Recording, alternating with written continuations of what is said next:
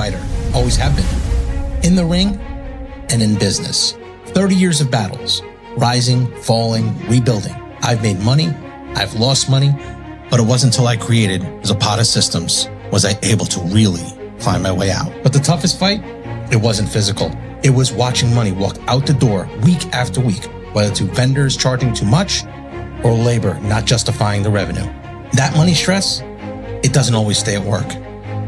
It follows you home, turns into arguments, cold dinners, and broken peace. And then there's the IRS, back taxes, deadlines, pressure you can't punch your way out of. Zapata Systems shows you what you're really paying.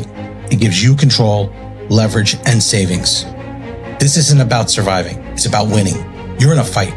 Start acting like it. Zapata Systems. Fight smarter.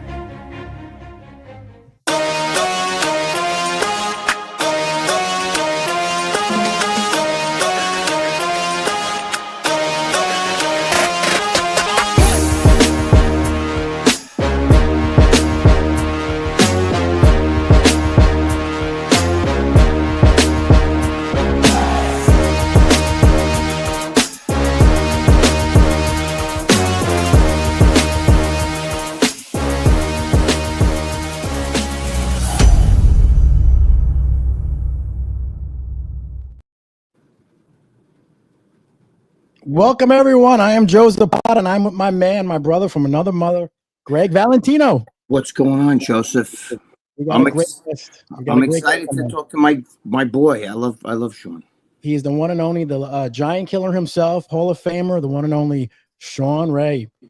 What's going on? The champ. The champ is here. As Melly Mel would say, the champ is here. I got presents for you guys.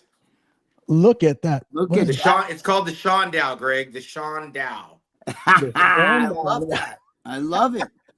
And I know you're not competing or dieting anymore, Greg. So I brought you something from Switzerland. Oh wow! Look at that. That's huge. Look at that. And before we get started, a couple of shameless plugs because you know when I start talking, I get all in. I'm all in with mute. Okay. Is that yours? What is that now? What is? Hold on, you will get to that, Greg. Okay. When you really want to get wrapped up, you got to get dialed up. All right. This is the new energy drink. Yeah, dialedmoods.com. And of course, next weekend, I'm sure I'll see both of you right here in Honolulu, Hawaii. And if you're not there, I'll create a live stream for you. There you go, man. You know, you got to be all in to get. Wait, what was the other one? You got to be all in to get. What are you talking about, Greg, you're old, bro. You're old. I bet you do that like at least 20 times a day. Wait a minute, Shawn. How old are you now? I just turned 60 along with the Mr. Olympia weekend. Born in 1965, the same year the Super Bowl, the same year as the first ever Mr. Olympia held in Brooklyn with Larry Scott. The year that Malcolm X was actually killed in 1965. So I came up right in the middle of the civil rights movement. And, I've been fighting ever since. There you go. You know, it's funny. I'm 5 years older than you. Okay. I was born 1960. All right, when did you guys meet? That's what I want to know. Well, I met him before. Like, he didn't know. You know what's funny? I actually met him at the 88 Mr. Olympia. I asked him, what song was that you posted? Because Lee Labrada was at my house, and I went out there to see Lee, right? I was at my house 2 weeks before the Mr. Olympia. And then I went out to the LA Mr. Olympia, and Shawn was there. And I remember Shawn posted that song, I'm not waking up tomorrow with nobody there. Dream Girls. Did such a good job to it. I actually asked him, what was he wouldn't remember because I was just a Momo. Yes, I was a fucking Momo.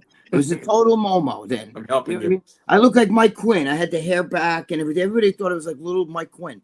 But I remember asking him, like, what was that song that you posted? Because he did such a good job, the way he moved and everything. And that's like the first time I really, ever talked to Shawn. All right. Well, I mean, I actually, Greg, I used that song in 1987, the year before, when I won the national championships to turn pro in Atlantic City. And I think that gave me the victory because Phil Hill, he was no joke. He was legitimate. And I think by time, and he was a great poser too, by the way. Oh, absolutely. You only had 90 seconds to pose, and people forgot about that when I actually went out there to that song. I posed for 3 minutes and 47 seconds. Wow. And Wow. that was a Broadway show by Jennifer Holliday. I'm telling you, I'm not going. But before I went out there, I made sure that I told the guy, the music guy, I said, "Do not stop my music until I'm walking back towards you."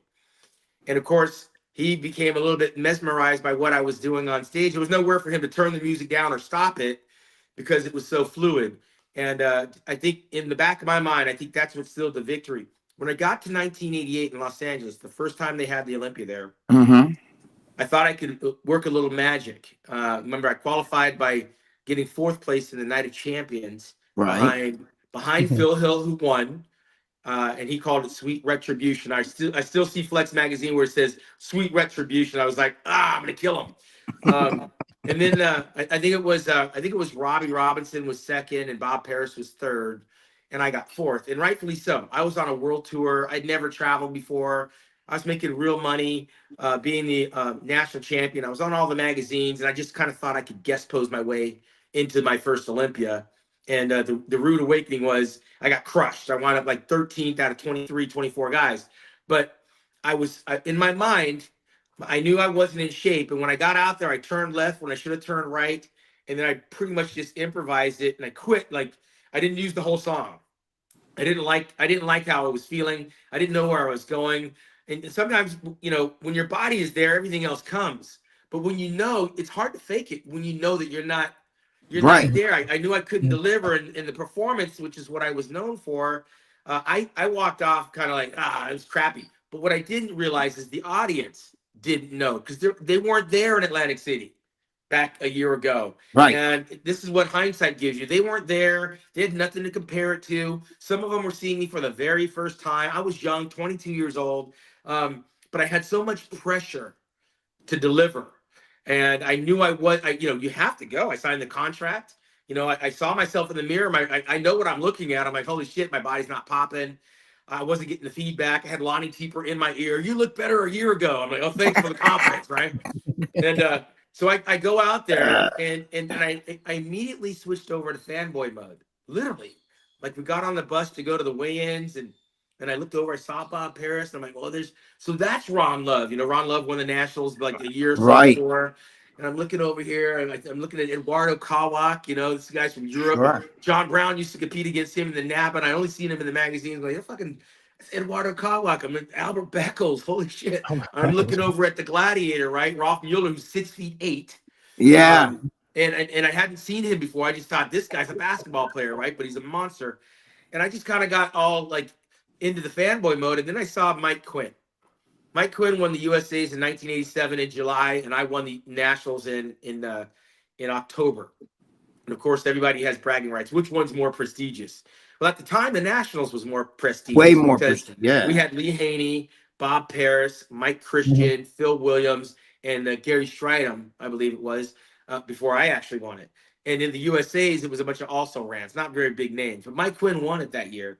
And Mike was sucked up, and I saw him and I thought, when did he get skinny? He's too skinny. Nothing's going to happen. And Mike, that was the best he ever did. I think he got fifth in that show, fifth place. I think he did get fifth, and I think that is the best he ever. I knew Mike very well back then too. You know what I'm saying? Yeah. But with you, I actually remember I was like, look at this fucking guy with this pose and so. I mean, like, you know why I liked it because you brought like almost like old school, like Ed Corney, that the movement, the way you were so fluid. I remember, I'm not waking up tomorrow. Yeah, choreography. The choreography, Yeah, it wasn't. Most of the guys weren't choreographing, right? Bob Paris was. Lee Labrada was. We know that Muhammad Makawi before me was, and Samir. Some of the guys before me were. right. And I think I was trying to carry that on. And what I brought and showed up with in 88, I think the guys coming behind me tried to emulate. Kevin Levrone did the best with what he had. Flex Wheeler, Chris Cormier, Vince Taylor. So we were all elevating off of each other. I got there before them. Yes. But I was stealing from what was happening before me. So that's where, again, people start comparing the 90s. We knew what the other guy was doing, so you couldn't just go up there and fake it and guest pose. I mean, I think Gary Stridham was probably the closest thing to going up there and guest posing and asking for applause and posing the war. I mean, that was his song, right? But it was just it was a hodgepodge of poses, and I think all the guys that were coming behind me knew that they better bring a routine because we thought it mattered. We actually thought it was a round that we might Right. elevate. Little did we know, I never won a posing round. I never did my whole career. People talk about my posing. The only time I won the posing round was when I won. I only won a couple of shows, but it didn't count for anything on the scorecard. But what it did do for me was it created a life for me, because I created demand all around the world that I didn't know I was creating. Right. So as this stuff trickled out into the universe, they would say, we want to know what your fees are. Can you do that routine that you did at the Nationals? Can you do that routine that you did at the Mr. Olympia? And I'm thinking in my mind that the routine I did at the Mr. Olympia sucked, but it was still better than what the guys were offering. And it was able to take me around the world and put money in my bank. It didn't suck. I got to tell you something. One of the things I remember watching you, because I was right there close to the stage. I'm talking about the 88 Olympia, right? Mm-hmm. When you were doing that, you even had emotion like on your face. You were almost like, I don't even know if you know, like I could see it, but that's why I when I came up to you, the first thing I said to you is, what song did you post? That was a great posing song. Great, because I like the artistic part of that whole thing. You know what I'm saying? One of the things that my mentor who helped me get started, John Brown, said was, it all starts with hits. It's all about, it starts here and goes everywhere else. So you can't fake doing a serious pose, and don't make the poses look hard. So I had to relax, hit my most muscular, relax, and smile. You would make it look easy. And you would show emotion, and then you would be like this pose. I had to have a serious face, a real Brenner type look of seriousness, because the face kind of leads, and we practice that. And so sometimes how you're introduced to something is how you improve on it in years to come. I learned very good habits at the beginning of my career that paid dividends all the way through my career.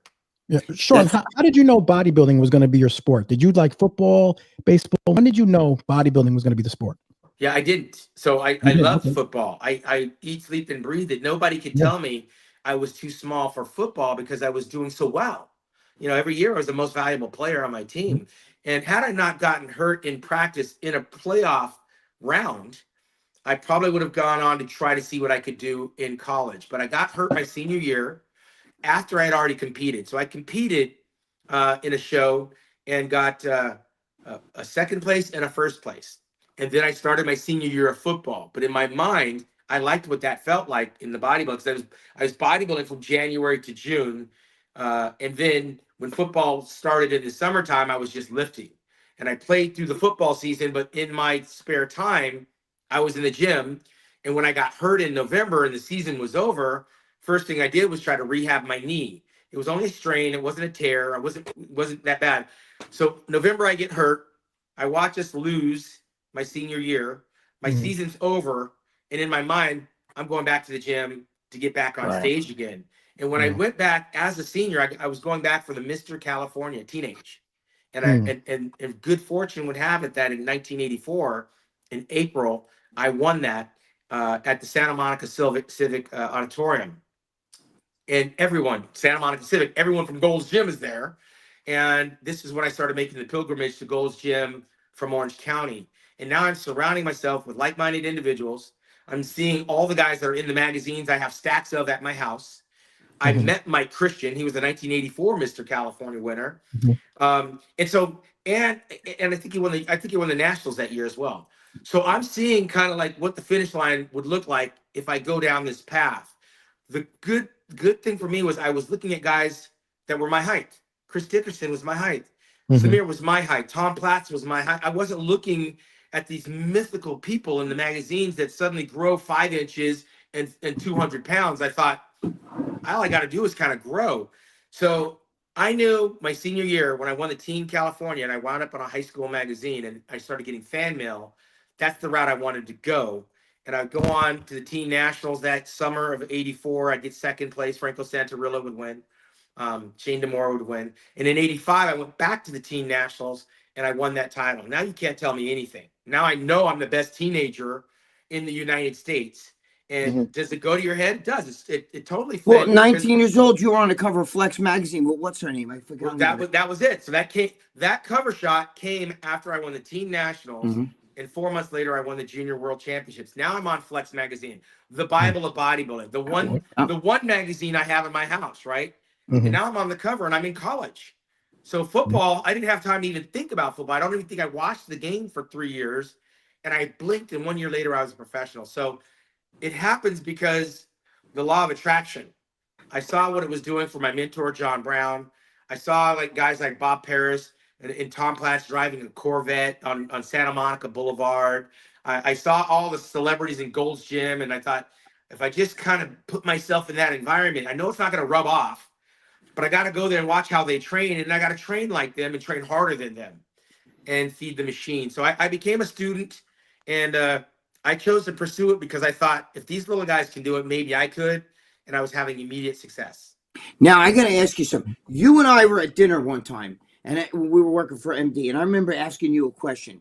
And because what people don't realize is that you competed in the Mr. Olympia against Lee Haney, against Dorian Yates, and against Ronnie Coleman. Ronnie Coleman. Right. A lot of people can't say that they were in those eras, and you were. And I remember asking you, which one of those guys was, I forgot who you actually said to me. I forgot your answer. We were at dinner with MD, remember Robbie Durand and everything. Yeah. And I remember asking you which one was like, did you feel like was unbeatable, that you, when you guys walked in, you were like, oh fuck, look at him, you know what I mean? Okay, well, I guess we're all gonna fight for second. I forgot who you told me. I think you thought was it Haney? I'll tell you, no, it was Lee Haney, because again, yes, first impressions are the last thing. If you ask me what's my best contest, it'd be the national championships where I turned pro. Because for so many years as a teen, that's all I wanted to do was get validated that I made the right choice. Like, turning pro was like getting a diploma from Harvard. You know, it validated all of those chicken breasts and baked potatoes and the tuna fish out of the can and the nasty tasting protein powders that we drank and the parties I said no to and the girls I had to kick out of the house. So getting that diploma and the rite of passage into the pros, that's the most memorable. Not to mention, this is the first time I stood next to super heavyweights like Phil Hill. And it's also the first time that people sat around and I held court and people were paying to come and hear what I had to say. Right. So that was always going to be the biggest memory. But when I got to my first Olympia and I was a fan on the stage, looking at Lee Haney was like looking at a complete alien. Now, mind you, I saw the transformation of Ronnie Coleman. I was there when he was getting last. I beat him for 5 years. He was human to me. Ronnie Coleman didn't become this mythical person. I watched him transform. Lee Haney, he was the first ever national champion in 1982. I was there. I was still pissing in the bed in 1982, right? I didn't even start bodybuilding until 83. So now I'm at the Olympia, and there he is.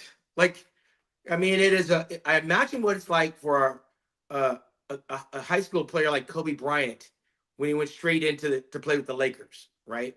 You skip all that college stuff, you go right to the pros, and you're like, holy crap! Like, there's no cooling off period. I went straight into the pros at 22 years old, and there's Lee Haney, and I'd never seen anything put together. I thought his hamstrings were slight, but they were much better than mine.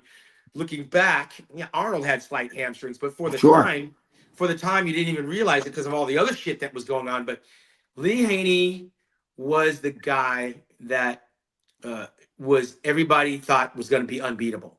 And had he come back for his 9th Olympia, that's the one that we really could have saw the rubber hit the road against Dorian, because Dorian was coming into his prime. I saw Dorian as a fat guest poser in England, and I believe it was 1988. I was posing, and so was he, and I didn't know who he was.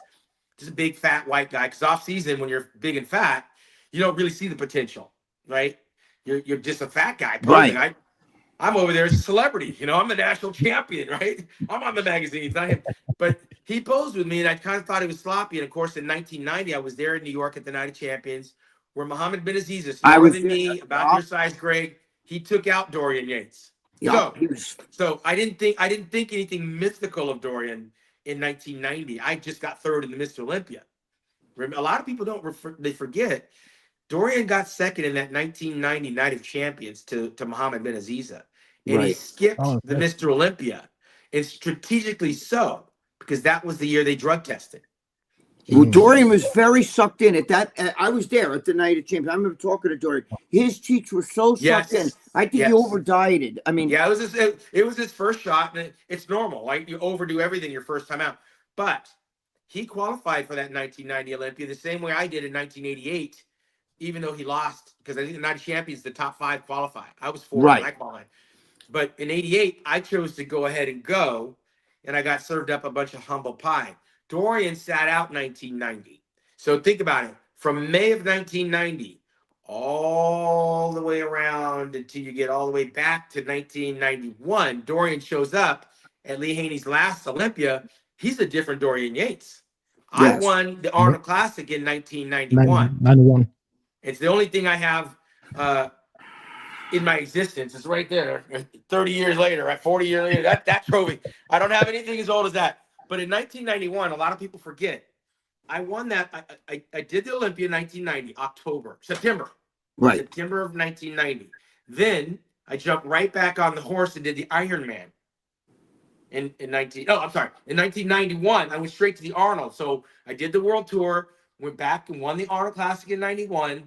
Then I came rolling into the Mr. Olympia in Orlando in 91 in September, and I dropped down to 5th. Dorian gets 2nd at the Night of Champions in May of 90, skips the 90 Olympia, skips the 91 Arnold, and rolls into that Mr. Olympia 91, and he was a totally different, transformed individual. He had trouble flexing his lats, I remember, in that. There was something wrong with his lat. Remember, that's why they were saying that Haney like took him to school. He took him to school. Yep. So the mature Haney beats the young, immature, up-and-coming Dorian. But Dorian had almost a full year of preparation to come back to the Olympia and show us what he got. And he's a big guy. I've been saying this about Samson. Samson shouldn't have competed in Prague last week. If he takes the whole year off and comes back to the Olympia, he's going to have an advantage. It worked. It worked in spades for Dorian, because after he got 2nd to Haney in 1991, he took another whole year off to come back, and he did the 1992 Olympia, and he became Mr. Olympia. Right. That was when I started doing my thing. I came up from 5th place in 91. I moved up to 4th. Kevin Levrone arrived. And then in 1993, I moved up to 3rd place. I'm on my way. I'm chasing down Dorian. He was 2nd, and he was 1st in 92, 1st in 93. 1994 comes around. I close the gap even more. I'm breathing down his neck. He's injured. Flex Wheeler gets in a car wreck. You know, all I need is for Dorian to slip on a banana peel in 95, and that title is mine. And of course, getting 2nd place in the Olympia in 94, I took on a lot of responsibility, because a lot of people arguably thought I should have won, and it made me a much more popular athlete. And so I did the business. I was all over the map, kind of like Samson probably was, all over the map, saying yes to everything. Here comes Nasser El Somebody, the beast from the East. He knocks me down. He knocks me back down to 5th. I think it was 4th place in 1995. And then in 96, I popped back up in between Nasser and Dorian to 2nd place. So I had this up and down, you know, moving type thing. But what I knew stuck for me, and it's going back to your original thing, Greg, was that the money for me was the routine. John Brown said to me a long time ago, he said, they're not going to necessarily remember what you did, but they will never forget how you make them feel. Right. And that's where John's money came from, in the posing and the entertainment side. I couldn't do it. He was a little more flamboyant than me, but I could get around the idea of choreography, showmanship. You know, I used to wear mascara on my eyelashes because I didn't have very long eyelashes. And when I took acting from the camera, they always say, they focus on your eyes. When they come in. So on a stage, your face is washed out. Right. And so they recommended that I put some mascara on. I took a picture from Mitsuru putting mascara on, and everybody turned me into this feminine thing because I'm putting on makeup. How many guys do we know in Hollywood put on makeup, right? Yep. But I might have wanted to date you if I saw that. Listen, I wanted every advantage that I could get. People were telling me I had a nice face. I had a good look, right? Yeah. And so I was trying to get every advantage. 1987, I show up at the Nationals. Stacy Kaufman rolls over to me and goes, hey, what kind of tanning agent are you using? I've been tanning for 5 weeks, bro. I'm black as the ace of spades. I'm good. No, try this. And he puts some on my arm. I look down at my arm like, oh, that's kind of cool. It's almost like wax on a car. He goes, now, can you picture your whole body like that? I go, I'll be too dark. No, come on. So this is how I met Stacy Kaufman. We go up to my room. He paints my whole body. As he's painting me, I got Victor Richards in my room with me. As he's painting me, I'm thinking to myself, this shit better work, because I dieted way too hard. I've come way too far. And lo and behold, 1987, that's the year that Pro-Tan started.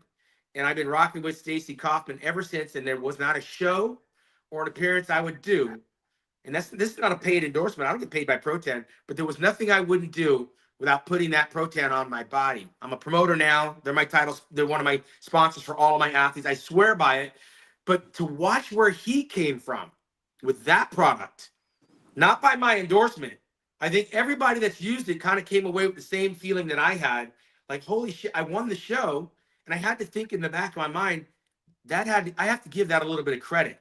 Because that really was the only missing thing that I thought I needed when I saw the pictures. Because it stayed with me on my skin afterward for all the photos. And I looked at my photos. So many people talked about my skin. So many people talked about my color. And I rocked with Stacy Kaufman ever since. That's not a paid endorsement. That was just one of those serendipity things. He's got this magic cream. I think there was another one called Dioderm or something that turns you green. Dioderm, I remember that. The timing of that, I could not ignore, nor could I deny that might have had something to do with my finished product, my finished look. And so every time I competed, I put that on. And I go back now and I look at my color on the stage.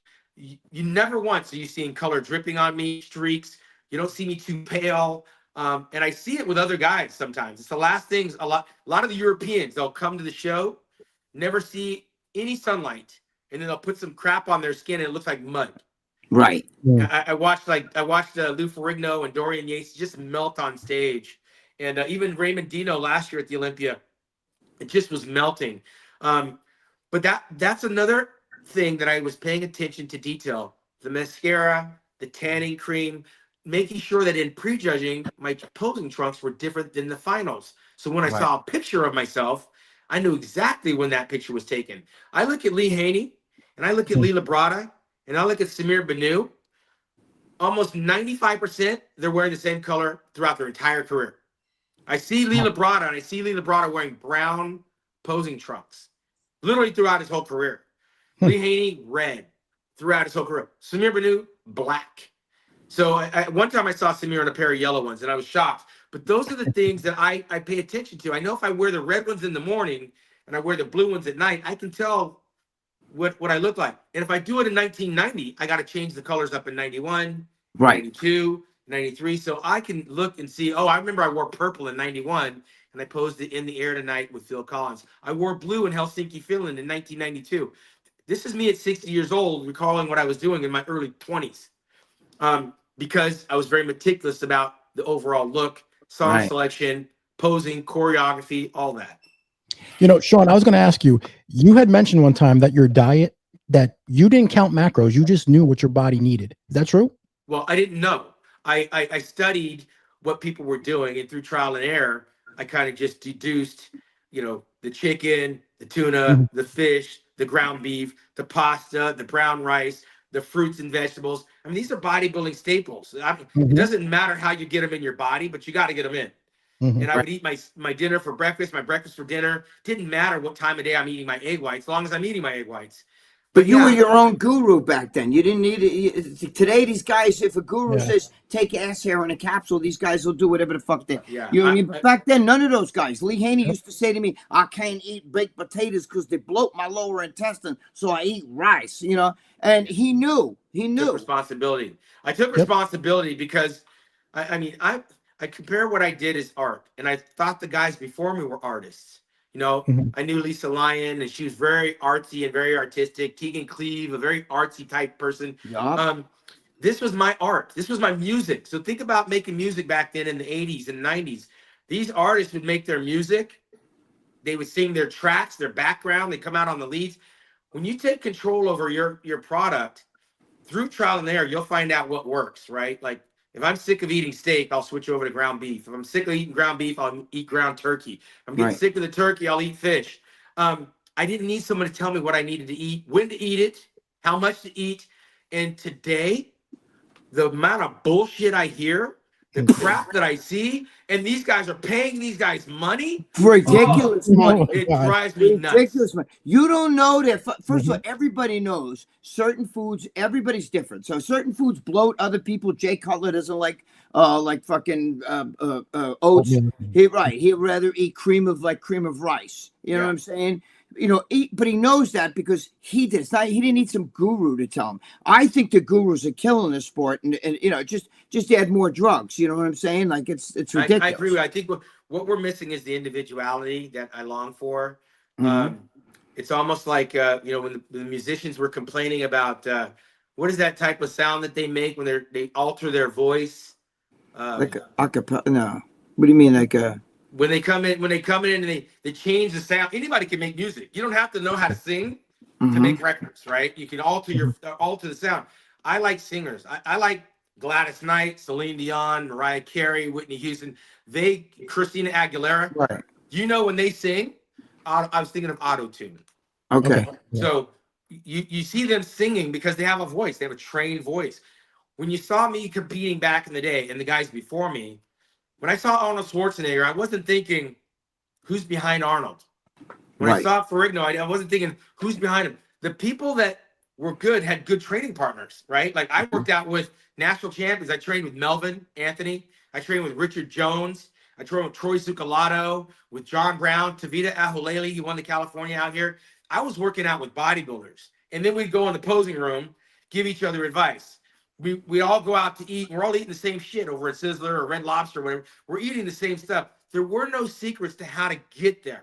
Now, someone that wants to become a bodybuilder, they got to find a coach to tell them when to eat, how much to eat, what supplements they should take, what gym they should go to. When a girl gets in a bikini, they find this guy, and the guy's got to tell them how to walk in the heels, what gyms not to go to, what guys not to talk to, where they need to spend their money. It's so true. I mean, the coach becomes the guru, becomes the psychologist, becomes the doctor, daddy. To the girls, it becomes the daddy. Becomes the daddy, becomes the drug dealer.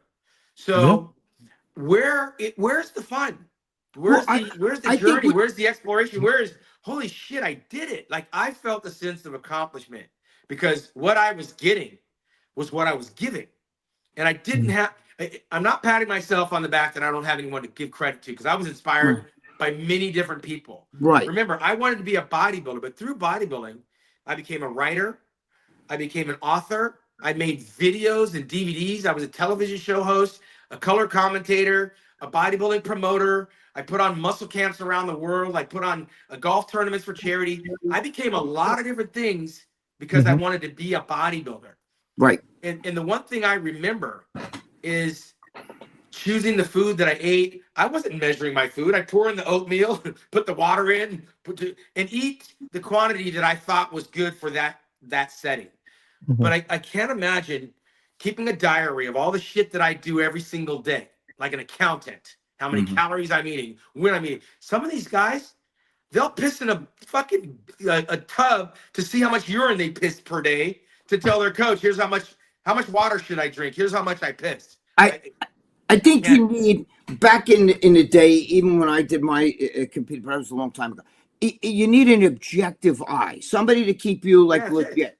Right? Yeah, an objective accountability coach is better than like what you said when you and Zucolato would go in the back room and maybe pose a little bit, or Richard Jones, by the way, he was a good kid. I met him. You would say like, oh shit, yeah, you look a little good. But you also know every day changes. Yeah. So today I can eat a little bit more rice because I feel maybe I went out and I fucking cleaned my garage and I did a little bit more work than I normally do. Or I feel a little bit like, I don't know, I feel a little bloated today, so I'm going to cut back. No, that's why I don't like that whole measurement shit. Don't you think? No, I was very proud of the work I did because when I look back, it's all mine. And there's something to be said about being self-made. Right. But it was all influenced by me watching. I was a student of the game. I became friends with people I admired. Chris Dickerson, Samir Badu, John Brown, Tony Pearson, Robbie Robinson. In the beginning, they were mythical strangers, right? They were just these people I didn't worship, but I admired. And then suddenly I had these interactions, and those interactions, I could talk about anything. Ask any one of them how much time I spent asking them what they ate. I could give two shits what they ate. I watched. We worked out. We went to eat. I can see what you're eating over here. We're all eating the same stuff. So Right. if I thought I needed to come down, I'm pulling the carbs out a little bit because those are the highest in calories. I'm increasing my protein so I don't lose muscle in the process. I'm drinking more water. I'm putting in more vegetables. It takes calories to burn calories. And I'm just, we would do an hour, sometimes 2 hours of cardio. And the mirror, like an artist, is what the fans are going to see. The scale is going to tell me is the weight coming down. But I'd never obsessed over this. If I had to do the things that guys are doing for their coaches, I would run from this industry. It's way too obsessive, compulsive, too much accountability. And on top of that, I got to send you a Venmo. I got to send you a Cash App. I got to give you my prize money. A lot of shit. Oh, listen, when I worked for MD, I used to write about that shit. You got to learn your own feedback. You're your own coach. You know when I'm feeling today I'm feeling a little bloated, so I'm going to go a little less with the rice, maybe a little bit more with the chicken, whatever. You know what I mean? You listen to your own feedback. You're your own coach. Nobody knows your body better than you. So that's why I don't understand. Especially if you've been doing this for a while, like guys who've been doing it for a while still feel they need coaches. They jump from coach to coach. One day, this guy's the greatest guy on the planet. Oh, he's such a great coach. Then the next day, it's this guy. Fuck him. He sucks. You know what I'm saying? Yeah. Well, I'll tell you, there's a lot of insecurity. Sorry, there's a lot of insecurity in our sport. And some of the best athletes are the most insecure. A lot of them, you remember those high fashion models that think they're ugly or they think they're fat? It doesn't go away because you start making money, right? Some of these big fat kids that get in shape, they still see themselves as fat and insecure. They think that way. A lot of bodybuilders, because it's a solo journey. I remember telling the story about coming in and making the transformation of taking the naked swimsuit jet models off of my walls and putting up the naked Mr. America, Mr. Universe. And my dad kind of go, what the hell's going on here? Yeah, that's right. I'm shaving my legs. I don't even have hair on my legs, but they told me, be hairless. You don't want a bunch of hair. I'm shaving my legs. I'm shaving my arms. I don't have any hair anymore. But it was like, I was shaving because I thought that's what you're supposed to do. John Brown, I'll tell this quick story. John Brown told me, I said, so what does your week look like? I train 6 days a week, Monday through Saturday. Well, what do you do on Sunday? I go to church. All right. So I copied that. I started I thought I needed that spiritual connection, because the physical connection with my friends and family was there was a separation. So I was giving thanks on Sundays. So somewhere along the way, John Brown was looking for me. And one day he caught up with me. He said, hey, man, where you been? I've been trying to catch up with you. I said, I was in church. I said, you go to church? Yeah. What are you going to church for? I said, you said you go to church on Sunday. Man, I was just messing with you, man. I'm like, oh, what do I know? But he knew then how serious I was about wanting to be like him. I wanted to be like John. And so I was doing what John told me to do. So in my naivety as a teenager, that's how things start, right? I mean, you listen to your elders and you follow what you say. Now you have grown adults that are listening to guys that have never stepped on a stage. And women are listening to these guys that have never been on a stage. Their specialty is doing diets, doing training, and you have to pay for this. And you're like, where's your resume? The level of success some of the coaches have is that they know Jay Cutler.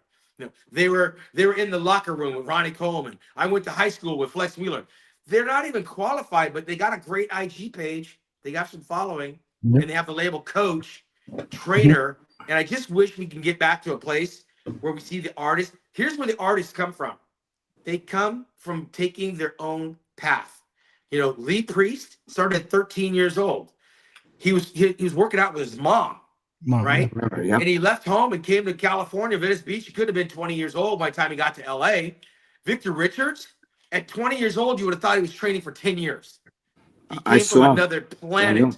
There is nobody that could have taught Victor Richards how to become Mr. Big, right? He just was in the gym with the Barbarian Brothers, of all people, copying what they were doing and growing faster than they were. I saw this happen in real time. Yeah, me too. I was in that gym 1981 in Gold Gym when they just moved over there. And let me tell you something. Victor Richards he had the mass of these guys today back then. I mean, his thighs were just ridiculous. He was so big, and I liked Rory Liedermeyer too. Rory's a great guy. Very smart. I saw John Brown out there because I used to be friends with Richie Brose, who grew up over here. And Richie Brose and John Brown used to do movies together. Rich Brose. Yeah, Richie Brose. He's an actor. Yes, he's an actor, right? So we grew up He together. made a movie with John Brown called Malibu or something. Yeah, I saw that. Well, Malibu Express. Malibu Express. Yeah. I'm good for Richie and I. Straight to video. But you were talking about guys like who are champions who are like, kind of like, even though they're champions, they're a mess and they need somebody. Look at Mike Tyson's one of the best examples of that. I mean, he would cry after a fight. And, I don't deserve to win. He exactly perfect example. I mean? Yeah. Who did that? Unbalanced. Cedric McMillan used to do that. Another one. Corinne, I remember one time sitting back there when Cedric won a show, and Cedric was actually crying, going, "I shouldn't have won. I shouldn't have won." You're 100. People don't know that about Cedric. Some do, but he's not alone. Richard Jones never really bought into the idea that he's Shawn Ray 2.0, but he was. I drove him down there to get his Weider contract right after he won the USA. I drove him there. Peter McGough walked him through not a but a 2-year contract, and Richard was going to be the next Shawn Ray, right? And this is like 2005, I believe it was, or 3, somewhere in there. And he never bought into the idea that he could grow into this persona because it wasn't him. He's a young guy from Boston. He came out to California. I think he was working in the police force, but he never bought into it. He never was able to develop it, but he had all the tools. I knew Richard. He was a good guy. He was almost not submissive, but I know what you're talking about. He was almost like submissive when I would talk to him. I know exactly. Yeah, he didn't have what you had though, that you have that rare thing. And I think a lot of you guys from back then, you got to have some really thick skin. You know who else is like that? Phil Williams, the nicest guy.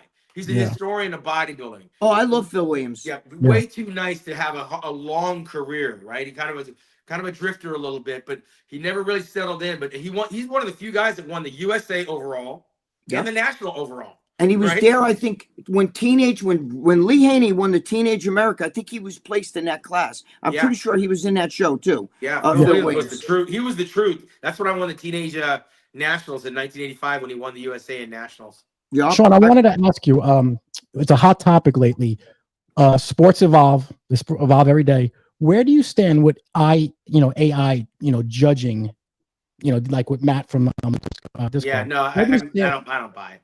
We're never going to we cannot take the human element out of it. It's almost like when I think about the self-driving cars, right? Okay. 10 years ago, if somebody told you the self-driving car, would you get in it? Would you trust it? I mean, I still don't trust that shit. No. But they're everywhere. They're in Las Vegas. They're in San Francisco. They're in downtown LA. They're in Santa Monica. And when I see them, I still feel like I'm looking at a spaceship. It's totally my niece has one. My niece has it's Tesla, and I sit in there, and she sits back, and she'll be talking to me, and the car stops and turns, and I'm like, holy shit, but here again, you cannot take the human element out of it. 100%. In track and field, you have a stopwatch.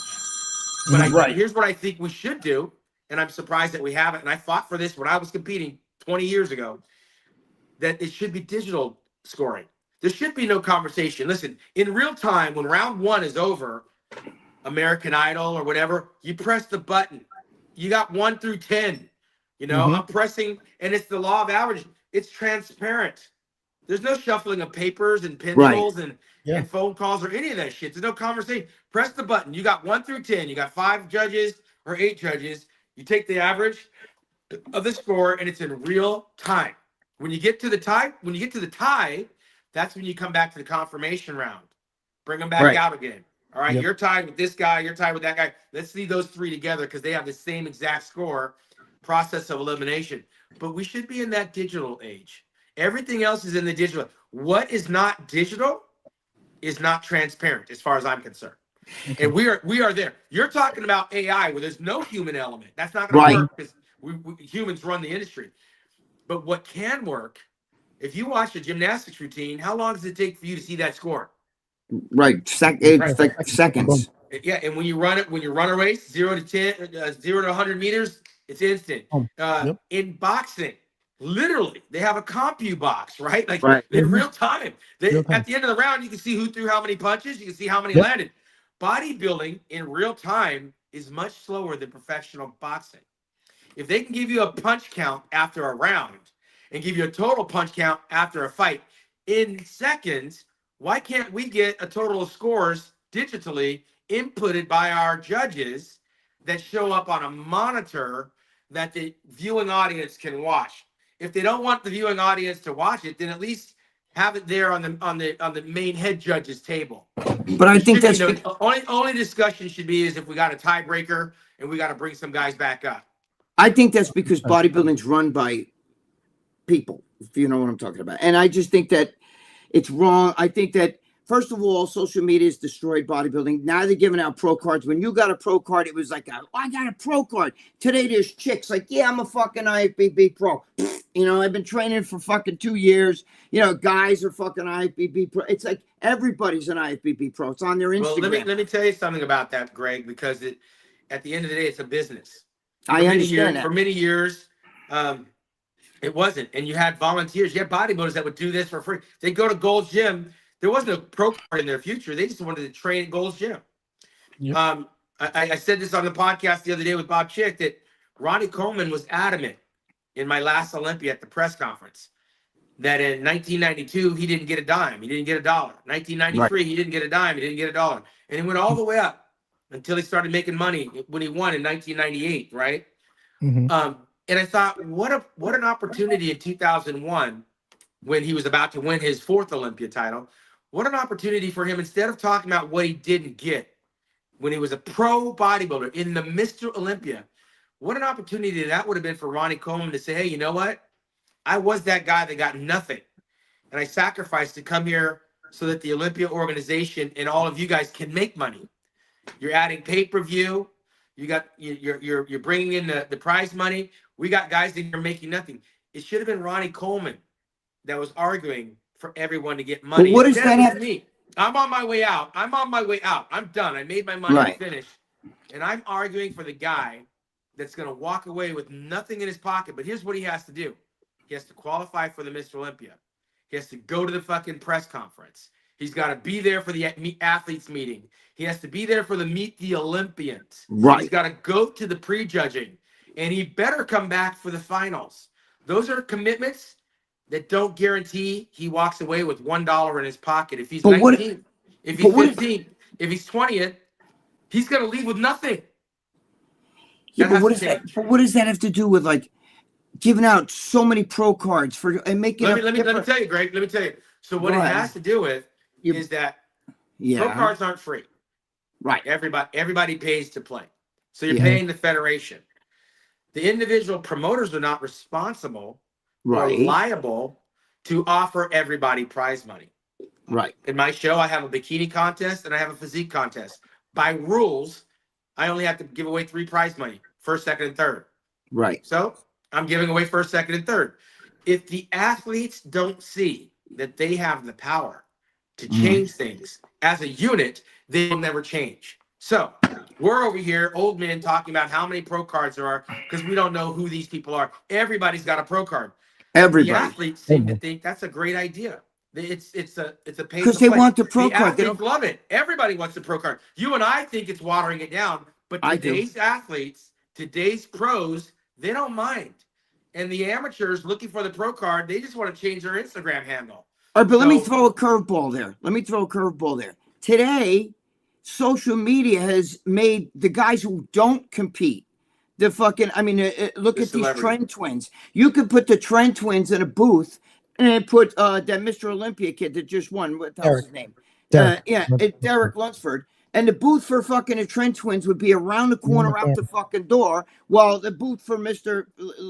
Olympia doesn't have near the amount of people. Sam Salik, you know what I mean? All these people. So I feel the internet's made. Look at Piana. You know, I mean, he had people. Fucking, all the. I mean, it's Cali. Here's the thing, and you have a valid point.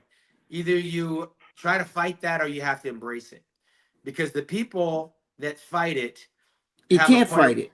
Well, you have a point of reference. You remember, you're very nostalgic. You know, when I handed my mom, who's 86 years old, God bless her, her first iPhone, all she did was complain. You know, but you know what an iPhone can do, right? An iPhone. Yeah, sure. Listen, I could transfer money to you right now. I can buy you a plane ticket. I don't believe it. I can send you an email. I can send you a video. Right. I can talk to you face to face from another country. You know, an iPhone does a lot of things, but you give that iPhone to an 80-year-old. and all they want is a rotary phone. They want a phone that they can just dial in and hear someone's voice, right? That's But what we I live had. in an Like age, my daughter's in an age where they need this thing in their hand that does everything. And I'm talking filter the pictures, right? Alter your image, give you ideas for your hair and your clothing, purchase things, buy videos. You can do anything with an iPhone. The people that complain are the old people. So you're complaining right now because I'm an old person. You're an old person. We all are, about how many pro cards there are. But you know what? It's a business. So the federation is like, look, let's give out more. The athletes are the ones that are driving this. They're not complaining. They're not saying, hey, make it harder. They're actually saying, give us more. They want every show to be a pro. I know that but I just don't see like. Then you got to. The bodybuilding is not. It's to me, it's not the same. You know what I mean? Great. Bodybuilding is not the same. You're 100% right. You know why? I have a show I'm putting on in Hawaii. I'm a bodybuilder. Right. I'm not putting on a pro bodybuilding show for pro bodybuilders. No. I put on a pro bodybuilding show in Hawaii. I'll be lucky to get 3, maybe 5 athletes. They won't fly to Hawaii because how much it costs to go there, how far away it is, the prize money. So why am I going to do that for a bodybuilder? You know my biggest division? Bikini and board shorts. Wow. Those are the 2 divisions that are the biggest. And then after that, it's masters. And then teenagers, because parents come, they bring the whole family. First time. Well, the teenagers gone. Now I have Fit Model, the newest one. But what you're seeing is an evolution that I'm calling myself a bodybuilding promoter. But really what it is, I'm a physique promoter. Because bodybuilding is the very smallest aspect. If I take bodybuilding away from my Hawaiian Classic, my numbers are not affected. Right. I may be lucky to have 25 bodybuilders on my stage. And guess what? There's a lot of people bodybuilding. I'll have more classic physique guys than I will bodybuilders.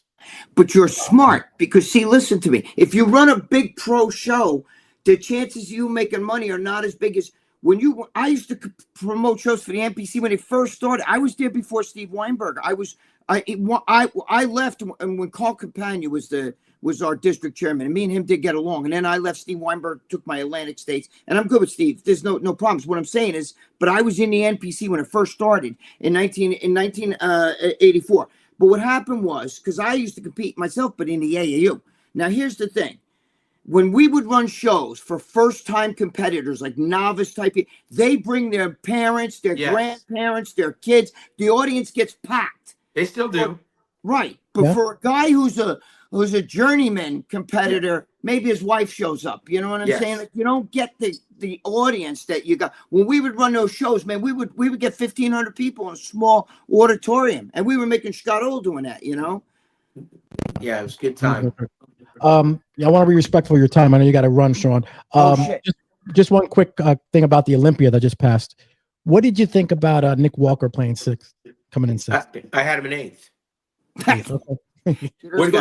What do you want me to say? People, when I tell the truth, they say I'm shitting on the kid. Okay. Yeah. I'm a Nick Walker fan. I like the guy. He's a great kid.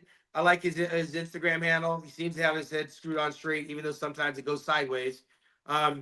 But he's probably the best internet body that we have because when you see him on the internet, it's amazing.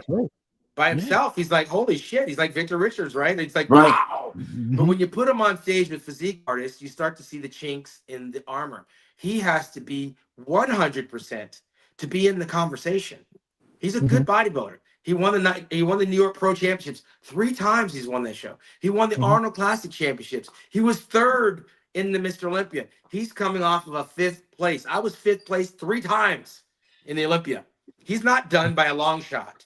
You can make these mistakes. The problem is he makes them on the biggest stage. It takes a whole year to correct them. But here's the thing. Yeah. With Nick Walker, it's not about his body. It's about his head. This game is about how strong your mind is. And if you let the internet get in your head, you let your coaches get in your head, you let your fans drive this ship, that ship will sink. And he strikes me as a very vulnerable individual who's trying to do too much too soon. And you can't get too emotional. It's no good. You're too emotional, trying to grow too fast. We saw Dallas McCarver. I said this a long time ago. I said, Dallas, better slow down. Slow down. The body's not meant to grow as fast as you're trying to make it grow. You got time. You have youth. You wait these guys out. Samson will be gone in 2 years, right? Some of these guys will age out. Brandon Curry, William Boenick, Samson Dowda. Three or 4 years, they're gone. Nick Walker's in his peak in his prime. Mm-hmm. We may be talking down on Nick Walker today. He might be ruling the roost in 2 or 3 years. Yeah. But if he does what he's doing for the next 2 years, he'll burn himself out. Really quick, I gotta ask you: do you have a son? Do you have a son? No, I have 3 daughters. I know you have 3 daughters. Oh, it's a grandson. I have 2 grandsons. Yes. Oh shit! 16 years old and 14 years old. Okay, holy shit! Now, none of you don't want any of them to get into bodybuilding, do you? Or are you like? No, they're water polo players, so we don't even talk bodybuilding. They say try to work out; it's just too hard. But Good. if I had a son, this is not something genetically that you can just. I knew you had daughters, but I thought Joe told me you had a daughter. I got daughters, and they both go to the gym from time to time. But if I had a son, I want something more. You always want your son to be better than you are. Absolutely. Bodybuilding was very good to me. My dad was a janitor. I never wanted to be a janitor, but I was a janitor from 3 years old all the way to high school. I didn't have by proxy. I didn't have a choice. Right. But it was never my passion. It was never my calling. My dad raised his entire family on it. Right. Right. It's very hard. I watched the dynamic of Lee Labrada and Hunter Labrada, and Lee says he just guides his son. His son decided he wanted to be a bodybuilder. Lee did not push him that direction.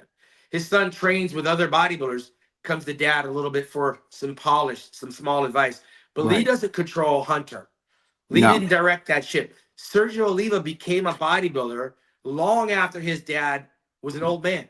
Right. His dad, he complains to this day that his dad never helped him.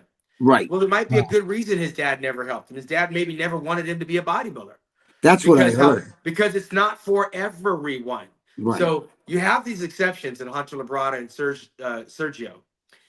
Very rarely, and also I'd be remiss if I leave off my guy from Louisiana, national champion. His son passed away. Jimmy Garbert and his son. Do you remember Jimmy Garbert? It was the class of 1983 with the Mexican cat from New York. Come on, Gregg. I know you're old. Wait, you're not talking about Danny Padilla. Let's talk about the class, Lee Haney's class, 1982. I think it was Lee Haney in the heavyweights. I think Jimmy Garbert was the one that got the lightweight, and the Mexican guy, Moses Maldonado was. Like, oh my God, Moses Maldonado! I don't think he was Mexican. I think he was Puerto Rican. Well, same thing. It's all same thing. Anyway, so anyway, what I'm saying is, there's only been a couple of guys that did it. Jimmy Garbert and his son, who passed away, and Sergio and Hunter Labrada. But for me, like John Brown said, like he started his kids out young in football. Right. The earlier you start, the better chance you have. I started at 17. I had a really good running start into bodybuilding. John's kids, all 3 of them went to USC, Notre Dame, and Stanford. 2 of them went to the NFL. I mean, what are the odds, right? But they started as babies. They were like 3 and 4 years old playing catch. So the earlier you start, the better chance you have. Genetically speaking, you can pass on genetics, but you cannot pass on drive and intellect. And this is not a sport that I would want to direct my son to become a bodybuilder. Maybe classic physique, but it's a dangerous sport, and people have to consider that. If I was a race car driver, chances are my son would probably come up trying to be a race car driver too. But you realize there's different levels of having your shit together. You know, all it takes is one wild guy that that thinks he's invincible, and now your son's dead because he was trying to be like you, and you took your eye off of it. So thank God I have daughters that aren't interested in bodybuilding. There's a nice balance. You know, you don't always get what you want, but you get what you need. No, you're right. Johnny Morant's son, who played for the Dallas Cowboys. He also played for the Oakland Raiders, LA Raiders, LA Raiders. Johnny was, I know Johnny. Johnny used to. Yeah, all right. He was a big boy. North America champion. He was a big boy. I was there when remember when he did the fucking double bicep at the Night of Champions, and Vinnie Comerford went between his legs and came out in front of him. Yeah, so we were talking earlier, me and Bob, because there's been some more anonymous deaths. I don't know who these people are now. They're dying at a rapid rate. But when you start looking at like what we survived in this industry and how many people didn't for various reasons. You know, you mentioned Rich Piana.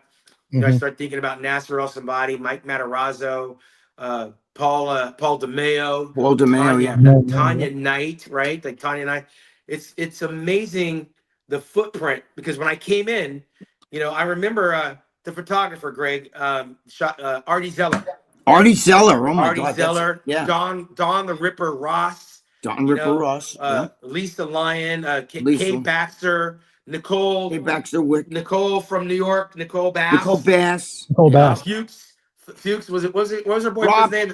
Bob Fuchs. Bob Fuchs. Bob Fuchs and Bob Bonham. We were talking about Bob the Bob other day. Bonham. Yeah. So many people. So many. What was the guy? John Kemper. I remember John Kemper and his wife passed away. Even the daughter passed away. Even the right. Derek Whitsett. We've had.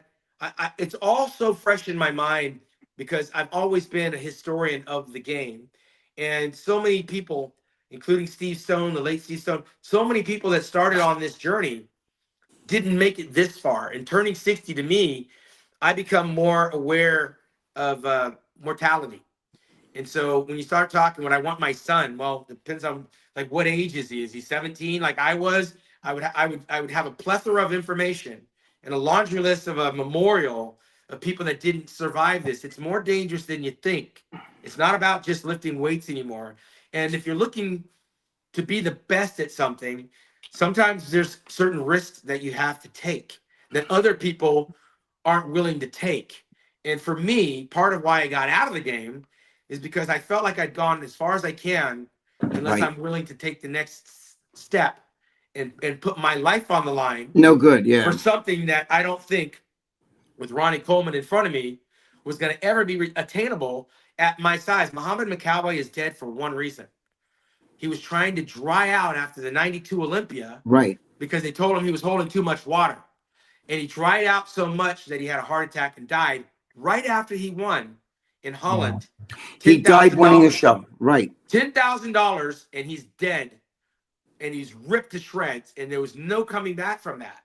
So I see these close calls with people that pass out on stage. You know, you're at the Arnold Classic, you hear about somebody dying, you open up Instagram, another RIP. It's not, we're not at the most, numerically, we're probably at our peak, but we're not at our healthiest. Well, the drug use today is really high, not just steroids, but a lot of these guys take a drug for every process of the body, to go to sleep, 100%. To wake up, to stimulate more of this. So, you know, get your fucking thyroid going, to stop your cortisone. Then they start doing party drugs.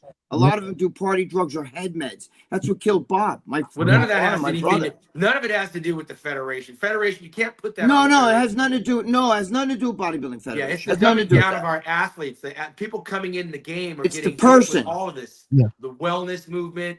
You know, the painkiller movement. You need something to wake up, go to sleep, work out. But Shawn, you competed at 198. Am I correct? That's when I turned pro. Yeah. Okay, you were 198. What's the most you ever weighed on stage? 218 in New York, the year Ronnie Coleman won. Oh, you were 218. I felt like I took myself out of the play because I gained 5 pounds. Right. And for me, 5 pounds washed out all my detail. But a guy your height today would have to be like 240 or so. These guys are fucking insane. Well, we just watched Keon. He went from the 212 to the open. I don't know how much he weighed in Prague last weekend, but another 5 pounds on him and he's out. You know, he's not the same physique. Right. So for me, 5 pounds took me out of the top 4. Yeah, that's what I'm saying. I think that, but it's you know, at certain look, I have a friend that's 5'1" and he's 255 and he's ripped. I mean, it's like, you know, I'm not gonna say who is, but you know, it just. Where do you go? Where do you go with that? Like a bodybuilding stage is not where you want it. At 5, what'd you say? 5'1". Yeah, at 5'1", 250. There's really nowhere to go today. Back in the day, maybe like a Lee Priest is an anomaly. If you shape it up, you might be able to make something for yourself. But today, that look is out of fashion. There's nowhere to go. Right, but even Lee wasn't that heavy. Lee was like 190. Off-season Lee would get to 250 easy. Yeah, but I mean, I'm talking about to compete at that. He lived at Kentucky Fried Chicken. Yeah, exactly. Look at the way they I'm saying to compete. These guys today, everybody's got 30-inch thighs. Everybody's so they're huge today. Everybody's way bigger. The bodybuilder has. I can tell you to that end, I'm not a fan. Right? I'm not either. There's a couple of individuals I like. I mean, for me, my favorite right now is Terrence Ruffin and Keon Pearson. They're the smallest out there.